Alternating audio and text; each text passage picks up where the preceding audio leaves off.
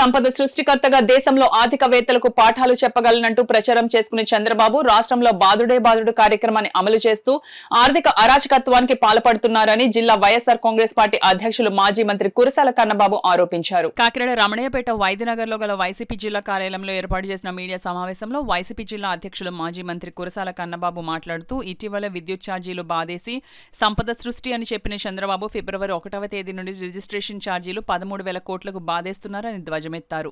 తనను తాను మార్కెటింగ్ చేసుకునే వ్యూహంలో భాగంగా సంపద సృష్టిస్తానని ప్రజలకి కూడా అంతుబట్టని స్థాయిలో సంక్షేమ పథకాలు అమలు చేస్తానని పెద్ద ఎత్తున మార్కెటింగ్ చేసుకున్నారు. మార్కెటింగ్కి పడిపోయిన ప్రజలు మరొకసారి కషాయం నమ్మినట్టుగా నమ్మి ఇవాళ ఈ వారాలన్నీ మోసే పరిస్థితి వచ్చింది.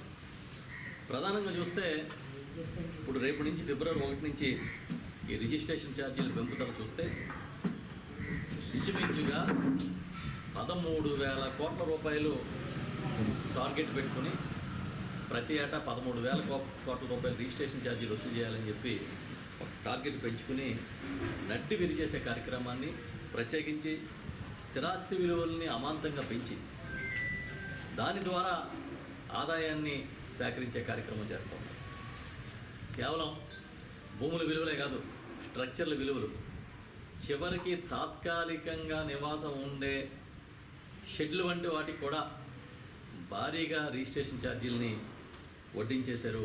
అందులో పూరిళ్ళు, పెంకుటిళ్ళు ఏది కూడా మినహాయింపు లేదనే విషయాన్ని మనం ఇవాళ అర్థం చేసుకుంటే వాళ్ళు ఇచ్చిన ఆదేశాలు చూస్తే అర్థమవుతుంది. ఇంచుమించుగా ఏడాదికి 10,000 కోట్ల రూపాయలు వైఎస్ఆర్ పార్టీ హయాంలో ప్రభుత్వంలో ఆదాయం వచ్చేది. అది ఈయన వచ్చిన తర్వాత రియల్ ఎస్టేట్ పడిపోయి ఈయన అడుగుపెట్టిన వేళ విశేషంలో మొత్తం సగానికి సగం పోయింది. ఇంచుమించు 6,000 కోట్లు వచ్చిందన్నమాట. సరే, రిజిస్ట్రేషన్ ఛార్జీలు పెంచడం సహజమే కదా, గతంలో ఎప్పుడు జరగలేదా అనుకుంటే అప్పుడు జరిగిన దానికి ఇప్పుడు జరిగిన దానికి తేడా ఏంటంటే ఇప్పుడు వాళ్ళకి కావలసినట్టుగా వాళ్ళ స్థిరాస్తి వ్యాపారులకు కావలసినట్టుగా రిజిస్ట్రేషన్ ఛార్జీలు పెంచారు. ఉదాహరణకి రాష్ట్రం అంతా పెంచితే ఒక అమరావతిలో ఎందుకు పెంచలేదో చంద్రబాబు నాయుడు గారు సమాధానం చెప్పాలి. రాష్ట్రం అంతా పెంచిన రిజిస్ట్రేషన్ ఛార్జీలు అమరావతిలో ఎందుకు పెరగలేదు అంటే అమరావతి ఎవరు రియల్ ఎస్టేట్ కంపెనీ, ఎవరికి మేలు చేద్దామని మీరు అక్కడ ఛార్జీలు పెంచలేదు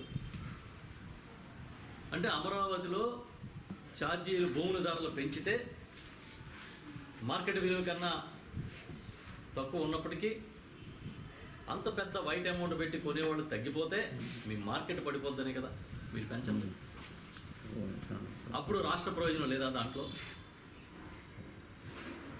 వాళ్ళు ఏం చేశారంటే చాలా చిత్రంగా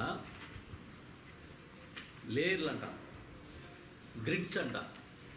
గతంలో ఏంటంటే ఒక ప్రాంతమో ఒక గ్రామమో తీసుకుంటే ఆ గ్రామంలో ఉన్న ఆ ప్రాంతంలో ఉన్న మ్యాపింగ్ చేసిన ప్రాంతం అంతా కూడా ఒకే రకమైన పెంపుదల ఉండేది. ఇవాళ అలా కాదు.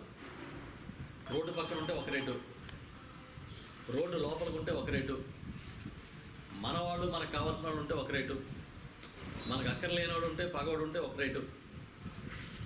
ఈ రకంగా కేటగిరైజేషన్ చేశారు.